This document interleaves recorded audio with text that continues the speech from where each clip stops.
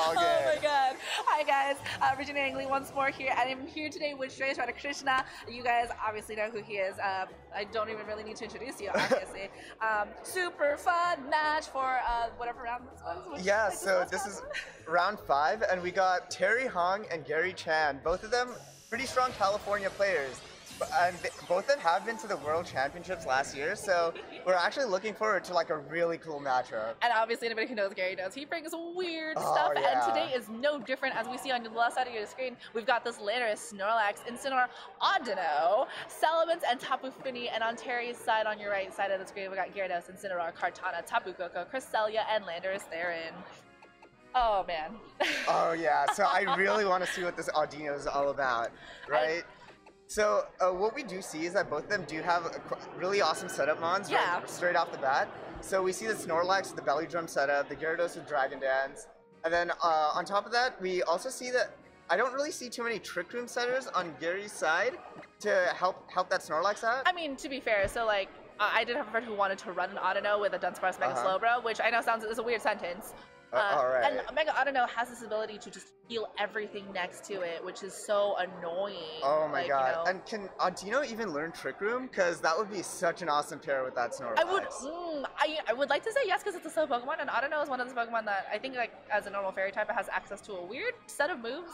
Oh, okay, gotcha. But Terry really taking time to choose his going down to the last second. And of course, Terry does have a lot of fast Pokemon, so if Audino does get Trick Room, Terry really needs to watch out.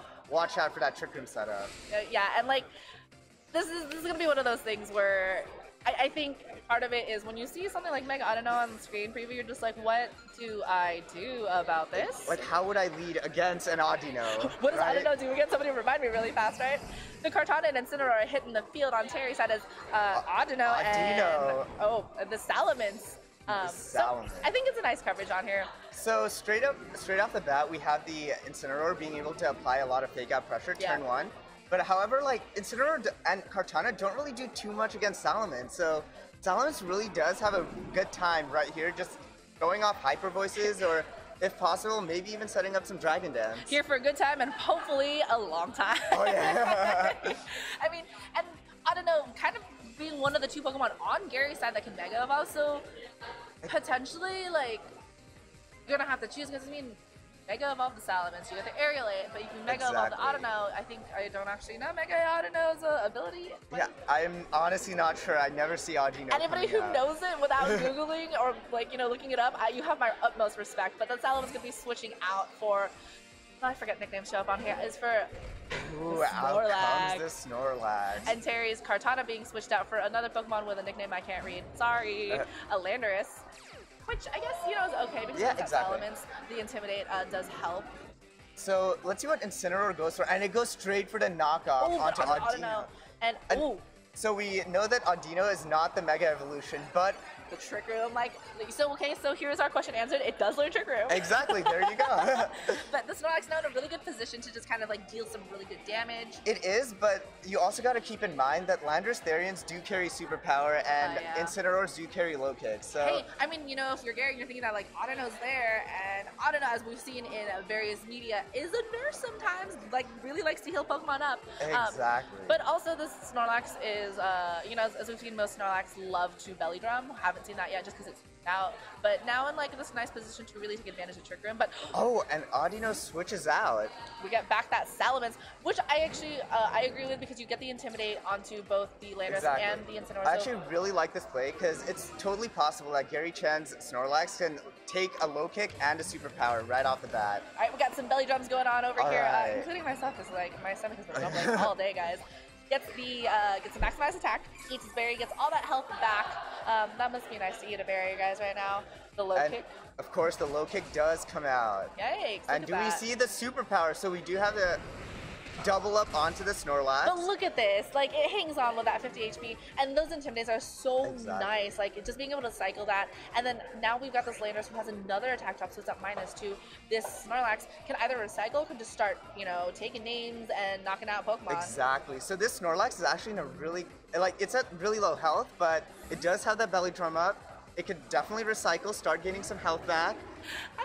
And here's another Intimidator from Gary's side. This Landorus is going to be putting Terry's Landorus at a -3 and this Incineroar at a -2. Exactly. So, you know, Snorlax recycling, going to get all that health back up, going to be able to take low kick and superpower even more comfortably. And we talked about the Mega Evolution on turn 1, and Gary did an awesome job of not Mega Evolving Salamence, because that way you can actually preserve that Intimidate and keep swapping it out. And Landorus is just weakening itself every turn with that superpower. Yikes. I mean, you know, I think part of it too, though, for Terry, if you keep going after that Snorlax and forcing it to recycle, then you're burning Trick Room turns that it could be using to attack. So that's right. Like there is that possibility for Terry just be like, hey, you know, I get it, this is what I'm doing, but I want to make sure this Trick Room turns get you know, burned. And so Kartana coming into place for that Incineroar, going to be resetting all those attack drops. Landorus getting switched out for Audino this time. So Audino, does it have any sort of a killer? You know what? I'm gonna regenerate. Oh, it has Regenerator. Okay. Okay, there we go. All right, that makes a lot of sense. But the recycle from Snorlax is gonna be finding that Thingy Berry once more. Gonna be back in the green as this Landorus superpower. It's still going for it. I think it's at what, -5? Yeah, it's at -4 right now. -4 for -5. Something like that. Got two. Yeah, but it's a weak Landorus. Yeah, but keep in mind this Kartana is now free to get an attack off. Because this Snorlax is still threatened. I'm not 100% sure if Snorlax can actually one-hit KO that Kartana either. Because even at +4, Kartana does have a lot of natural bulk. This is true. So Gyarados from Terry's side in place of that Landorus, going to be knocking down one attack stage onto the Snorlax. Whoops. But return from Snorlax. Out comes the return. He's going to do massive damage on that. And it knocks out the Gyarados. Yeah. So that's a little rough, I think, for Terry going to be losing that. But Heal Pulse, I don't know. So now you know you're not stuck like kind of recycling anymore. So finally some damage from the Snorlax, getting a lot of the HP back. But Sacred Sword from Kartana into that Snorlax going to do some really good damage. No Intimidates on it. But as Trick Room runs out. And now Snorlax is in a pretty bad position since we did see that it had we saw Recycle, we saw Belly Drum, and we saw Return. Now does it have Protect? You know, if you're Gary, you're really hoping like, yeah, I can press Protect right here, right? Because that Kartana Sacred Sword and getting up that knockout, it's going to be really tough to lose like such a heavy-hitting Pokemon. And Incineroar coming in for that Fallen Gyarados. Exactly. And we do still have Audino at full health, so it's still in a perfect position to set up another Trick Room. All right, and so one more time, we've got this Landorus in place of the Audino, just going to be cycling out all those Intimidates because this Snorlax has already Belly Drummed, and you don't really want to like lose that attack boost. But Kartana and Incineroar not liking this Intimidate as, you know what, Gary made me eat my words.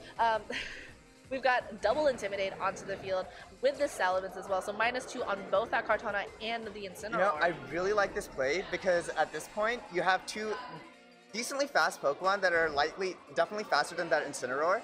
Kartana can't really do much to either of these guys, especially at -2. I mean, look at that sad damage that both Incineroar and the Kartana did to this Salamence and this Landorus. Oh my gosh. Woo. Exactly. So right now, Landorus is totally free to get off in a pretty nice Earthquake, because keep in mind, that Gyarados did go down. Yeah.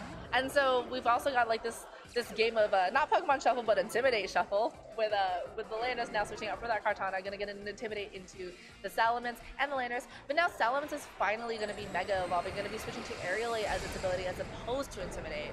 Exactly. So now Gary does lose that Intimidate cycling a little bit. He still does have Landorus, however, no longer with that man. So he needs to really be preserving that Intimidate right now. So which is probably why he goes for that U-turn. Which, you know, if you're gonna be able to attack, especially with all these Pokemon here, this Audino, now that it's been showing itself a little bit more, I appreciate the way that Gary has been kind of switching out and then using it as a way to just kind of circumvent around that. And we've got the return into the Incineroar, but the knockoff onto Audino already knocked off its berry earlier, so nothing much it can do there. Exactly, and we do see that the Mence is likely a physical set. Not really sure if it has Hyper Voice just yet, but we do reveal the return. Yeah, well, and that's nice too because, you know, Aerially, despite having that sort of like quote-unquote like nerf to its ability, it's still gonna get the stab bonus on there. But then Incineroar gonna be switching out for this Kartana in place of it. So if it does get hit by Return or by Hyper Voice, it's gonna be in trouble as Rock Slide connects with both Audino and that Salamence. And you did see that the Salamence outsped that Landorus. It was a critical hit on Audino. Yeah. Oh man. But we know now that the Landorus is probably not Choice Scarf. Alright, and Heal Pulse from Audino going to be restoring a bunch of that damage that happened from that Rock Slide. Like, it's just now back at full health. Like, I can now understand why Gary is running this auto. I don't think I could ever do it. And imagine how long it's been on the field too with Regenerator and swapping it out with the Intimidates. Gosh. Like, it just keeps getting its health back. It's like Among Us, but cuter. Exactly. Like, I think it's hard because Terry's really have to think about how is he going to deal out this damage when this Autono, which is so bulky at this point, can constantly restore all that health. And so we get this Snorlax once more into the field, and Autono actually switching out because he's going to want to cycle that Intimidate once more. This Kartana and Landra's going to be another attack stage called. Exactly. And on top of that, keep in mind that Salamence did get intimidated earlier as well. So Salamance's return is not going to be doing as much damage. Yeah, I mean, look at this. Like, this intimidating and all this stuff happening onto that is just making it so sad right here. And, oh, wait, what was that move? That was a Sacred Sword onto the Landers. Oh god, this is such sad damage. So Gary getting off like the correct switches right when he needs them. Alright, and the superpower from the Landers on Gary's superpower side comes out. Oh, so picking up another knockout on Terry's side. I think that slot is a little bit cursed for Terry. He lost the Gyarados and the Kartana in that slot. Right? I mean, you know, Landers did lose that attack and defense, and it might. But look at these Intimidates. Look how useful that Intimidate was. And now Snorlax gets off another recycle, back to over half health. Like, that's just...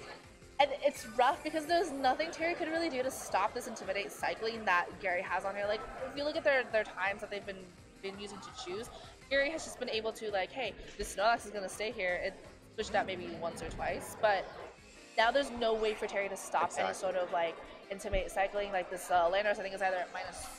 It's at a couple minus stages. Yeah, and we did reveal that Gary's Landers does have Choice Scarf by outspeeding that Kartana earlier. And but once again, Terry does have Fake Out pressure, but in a 2-4, Gary with the 4-2 lead. And like this Audino, we've seen kind of just take some things like really nicely. And honestly, here's the other thing: we haven't seen any Zemus from either side as well, so there's still an option for either one of them. But here we go, the Audino coming back into the field, going to be able to just kind of help out the Snorlax later on. Get off another Trick Room and maybe even get off more heal pulses on that Snorlax. And I don't see, like, but this Incineroar going to be able to actually knock out the Snorlax. It was I think at -1. But still going to do some heavy damage on that Snorlax. But Gary Qian with Salamence in the back, as well as another Intimidate user. For the most part, I believe like there aren't too many outs here for Terry. Yeah. Maybe if he gets a couple of really lucky flinches from that Landorus, Therians, Rock Slides. Where there's a flinch, there's a way. Exactly. So there we go, Gary Qian, another Intimidate coming out, and Audino still has the heal pulse. So. I mean, this Audino is just kind of like sitting here and looking cute and just being like, yeah, I'm just going to help everybody heal up. Like, nothing you can do to stop me. Try it. Like, that's right. Even having that berry knocked off on it, like, didn't really hurt it in the long run. You know, being able to switch out consistently for Gary and getting the Regenerator and then getting his Pokemon in there, like, Intimidates especially. Out comes a superpower, knocks out that Incineroar, and now it's Landorus Therian against the world.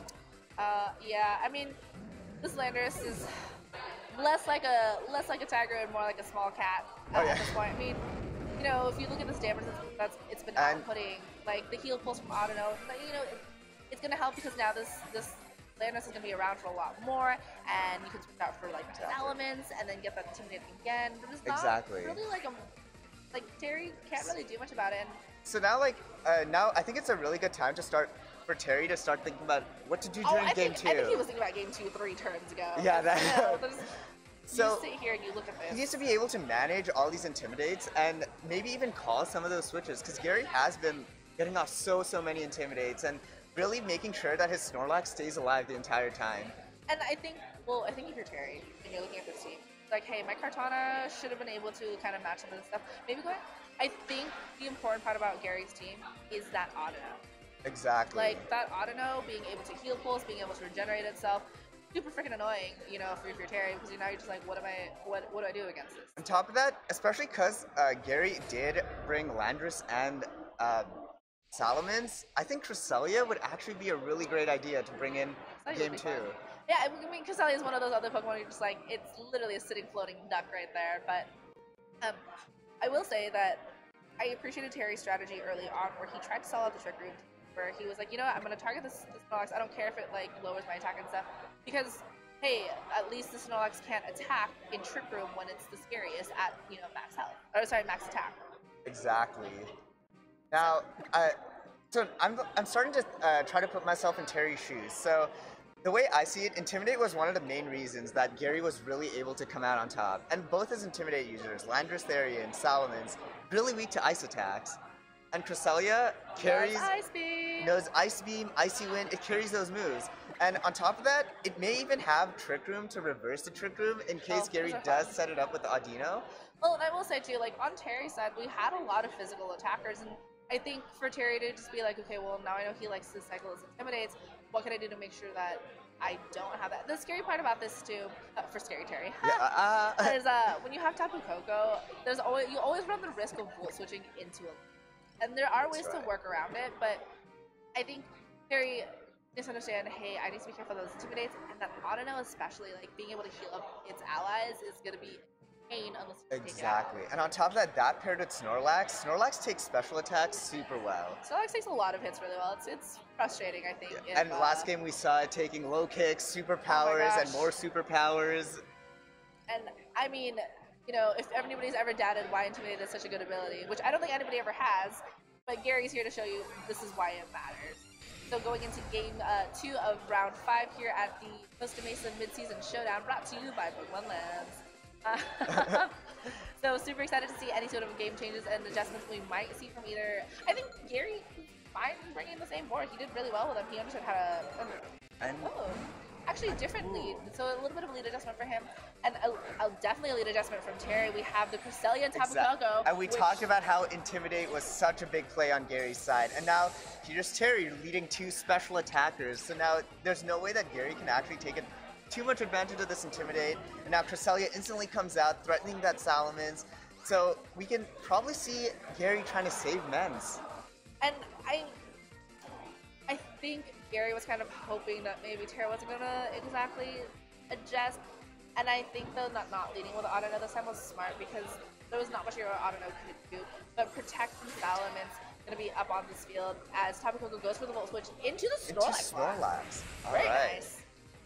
That is definitely a smart move on that part, and going to be taking his time choosing to see what to bring against this. There was no Trick Room set on Gary's side, so I think hopefully, Terry has no reason to pick Trick Room if he has it. And out comes Incineroar. So, and there we go. So Cresselia does reveal the Ice Beam straight into the Protect, and it looks like Gary just wanted to pick up some really nice damage on Koko. Yeah, but Koko protecting himself that turn by Volt switching out. And I think knowing that the Ice Beam from the Cresselia there is really important for Gary. Ice Beam over Icy Wind sometimes is a choice, and I think having the Icy Wind, if Gary does have it alongside that Ice Beam, is a good thing to not show because, Gary's running a Trick Room team at some point, possibly. That Snorlax is still here, and the Snorlax is really well supported by its allies, like we saw really well done in Game 1. And we do see that the Incineroar does put some fake out pressure just straight off the bat. I mean, if you're going for this Audino, hey, welcome back to the field, the best healer apparently right now. But Cresselia does switch out, gets Tapu Koko back onto the field, so, no Ice Beam on there, and Snorlax also switching out. We're just shuffling Pokemon around as we get this Landorus from Gary. Gonna be intimidating Incineroar on the Koko, which is okay. Like for the Koko, Incineroar doesn't appreciate it as much, but any fake out pressure that Incineroar had is just and this switch by Gary was on point. Very nice. Revealing the Choice Scarf, but right now, Landorus is in against an Incineroar and Tapu Koko. Click Earthquake! But however, do keep in mind that Landorus did lose his Choice Scarf, so it's probably not faster than Tapu Koko. So can Tapu Koko hit it with Dazzling Gleam? Yeah, Dazzling Gleam. Is it in range of being knocked out by Dazzling Gleam though? I don't think so. Yeah, because then you also have to wonder if it's fast. If it's not as fast as Incineroar, then can Incineroar pick up the knockout? Exactly, or maybe Tapu Koko carries that hidden power ice. Oh my gosh. We never know. Oh. Well, we are going to be getting a switch out from the Incineroar into, I wish I could read these names here, I'm so sorry, into Cresselia back once more. And out comes a Volt Switch. Yep, into that Audino slot, going to get some damage onto there. Going to be switching out. I honestly love the boost that trains give Pokemon. It's really nice. You get this added damage bonus into there, like you saw the Audino, there's a lot of damage on it. But keep in mind, Audino's still with that Regenerator ability. It's going to be coming back with a little bit more health. Look at this Earthquake click. Hey, oh man. This Earthquake click, and Kartana is going to be taking that like a champ, hopefully. You know, I think Terry switching into it, I would like to say make sure it reveals that it's not a focus sash, because you don't want to break that sash on a Kartana, because you want it to live a couple of things if, you know, you're running with a sash. That is so true. And it took that Earthquake pretty decently well as well. So maybe they have a little bit of bulk investment in that Kartana. But right now, Cresselia under Trick Room versus Elandris. Yeah, oh, but I don't know, showing that ally switch. Revealing that ally Everybody's favorite switch. game. And the Ice Beam from Cresselia into the Autono slot is gonna not do really much anything, but it does activate the berry. This Elandris protecting itself thanks to that ally switch. My favorite game to play is what doesn't get ally switch, because everything does. Oh, that's so true. Alright, and Sacred Sword from Kartana into the Elandris slot. That was the Autono. And here comes that superpower straight into Kartana. Bye, Karts. It was nice knowing you. So Harry does lose Kartana this turn as Landris gets that minus attack and minus defense from the superpower. I also really want to talk about that ally switch too, because in game 1... I don't think anybody wants to talk about ally switch. Okay. In game 1, you saw Terry coming out with all those fighting attacks on that Snorlax, but Gary chose to withhold that information. So he didn't really reveal that he had that ally switch on Audino until this game, when he could actually completely capitalize off of that, saving his Landris Therian, getting a 4-3 lead. Well, I think what's really nice about it too is because if you're Gary, you're looking at this Cresselia and you're like, wow, this Cresselia has Ice Beam, it's going to go after my Landris, so time to reveal this. The Landris is going to be switching into the Snorlax that we've seen earlier as Autono stays on that field, but Autono heal pulsing the Snorlax. The Snorlax, full and healthy, once again ready to set up that belly drum, and I believe it's still under Trick Room as well, so Snorlax will be putting up a lot of pressure in the upcoming few turns. Especially with that Intimidate support, we know that Snorlax can take a lot of these low kicks from Incineroar as well, so a belly drum is kind of free. And I think though that Autono is almost at the end of its run. It is going to have to switch out if it wants to get some of that health back and get Trick set up for another day. The Snorlax has its berry, is still at full health. It can technically comfortably just like belly drum, but it is going to have to make sure that Autono can get the Trick Room up for it later on.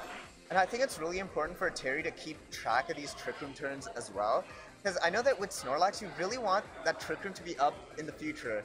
But what Terry really wants to do is capitalize off of that, take those off turns where Trick Room is not up, and try to get some knockouts or some really good damage on that Snorlax. And so we have the Salamence being switched out for the Autono. Autono going to be regaining some health as a regenerator, as we have the high horsepower finally showing itself as its 4th move, I think, right now. So no protection Snorlax. And no belly drums as well. Ooh. And Did Terry just hit a Trick Room, or he reversed it? No, he reversed the Trick Room. Okay. So we see that Terry runs Ice Beam and Trick Room. So maybe he doesn't have Icy Wind, because normally when you do run Trick Room, you want to avoid dropping the other opponent's speed, right? And you can't really run 2 ice moves on Cresselia. That sort of gets rid of some of the support sets that it can run with. Cresselia has a lot of such good options. Like if you're going to run 2 ice type moves, you might as well run an ice type Pokemon at this point. Actually, probably not, dude, because they're so weak to everything. But you know, we do see that Tapu Koko once again coming out, applying pressure to Salamence. But once again, Snorlax with the high horsepower, threatening that Koko. Yeah, and his Boomerang Boy, as I like to call Mega Salamence, hitting the field. And, you know, Tapu Koko protecting itself, not going to take any damage as... Ooh, nice. Very nice job from Gary, getting a Dragon Dance. If it does take an Ice Beam, though, from Cresselia, it's going to be in a lot of trouble. Icy Wind. So we see an Icy Wind, Ice Beam, and Trick Room coming out from Cresselia. Oh my god. You know, just speaking about not running I didn't know Cresselia was an Ice type, guys. Hey, no, but I think, though, going back to it, running 2 ice type moves is also nice because it gives you, one, an option of speed control. Exactly. And it gives you high offensive pressure if you have the ice beam. It does give you the versatility again when you're facing against Trick Room or when you're facing against like really fast teams. So helping hand. Helping. Okay, so we got the 4 moves on this Cresselia. Icy Wind, Ice Beam. Helping Hand, Gigavolt, Havoc. Oh my god. I would like to say goodbye to whatever it is on the field that that Terry is targeting down, because once again, Helping Hand, but Gigavolt, Snorlax Havoc. is really bulky. Yeah. So but okay, think of it this way: Helping Hand, Gigavolt, Havoc, right? You've got the stab bonus and electric terrain. Like whatever he's targeting is we're gonna say goodbye to it. Like going straight for the Snorlax. Can it take the Gigavolt? This Snorlax already has like some chip damage. We say bye. Oh, and Snorlax. there we go. So Terry does pick up the knockout on the Snorlax. Yeah, I mean, Oh. Oh. Was that an earthquake salamence? I That haven't seen is that an since, earthquake oh salamence. my gosh. Okay, so I guess we say bye to Tapu Koko as well at this point. Bye, Coco. But I think part of it is if you're switching that Coco for that Snorlax, that's a little bit okay. I mean, you have this Autono in the back, but now even with Trick Room, your Snorlax isn't there anymore to take advantage of it. You have this Cresselia at full health, has Icy Wind, has Ice Beam, and you've got what, a Landorus in the back for Gary, and this Cresselia definitely has like really good ways to apply pressure still, because you have two Pokemon that are extremely weak to ice. So Gary really does have to rely on some plays with that Audino, maybe calling the right ally switches at the right time. I mean, look at this Landorus. It's like a half health. Any sort of like even between you know the Salamence and this Landorus, any Ice Beam slot that Terry chooses is going to be taking like a lot of damage. But Gary does go for this return on there. Does a lot of damage onto that Cresselia. Out comes the super effective U-turn straight onto the Cresselia. Ooh, so close. Does get the berry to proc, and it's going to be getting a lot of health back. So now whatever Terry decides to target, if he Icy Wins here, it would be actually like it wouldn't not be a bad play for him because at least he gets damage onto one of these super effective Pokemon. But we also need to start thinking about if that Cresselia's effort value train to outspeed that Salamence after a -1 speed drop. Where's the Ice Beam going into? Oh, goes to the Autono spot. That might actually not be good. I think if Terry can get rid of the Landorus and can get rid of obviously the Salamence, he can definitely 1v1 this Autono. But you also need to understand that Terry does not have any recovery on this Cresselia, right? So prize for Terry. We got a return and a U-turn that's going to be hitting this Cresselia real soon, and we do see a forfeit. Yeah, and I think Terry understands that there's not much he can do against this. So very good game from both of them. Exactly. I appreciate so much the way Terry adjusted that. Like that Tapu Koko in the Cresselia made this game a lot better for him off in the end. You know, kind of leaving behind these Pokemon that are like, oh, I can't really do anything about this because now the Intimidates are happening. And with Gary, that Mega Autono, like showing itself as a healer and having that heal pulse and making sure, hey, I can switch out any of my Pokemon and whatever attacks they take from you, I've got this heal pulse and hey, welcome back all of my health. And another thing I really like that what Terry did was instead of trying to go for those superpowers and low kicks that we saw like the Intimidate kept weakening, right? He went for the Helping Hand Gigavolt Havoc that picked up that kill on the Snorlax. I think if you want to guarantee like that Snorlax, because like you mentioned, it is super bulky. It's it's a thick boy, and you know having that Helping Hand, having that stab bonus, and having that electric terrain, it's all good stuff for Coco. But you just want to guarantee that knockout. So very good job from Gary. Terry still probably has a chance to make it into top cut, but we will see you guys in a little bit for round 6. Yep, I cannot count. My bad, guys. Bye.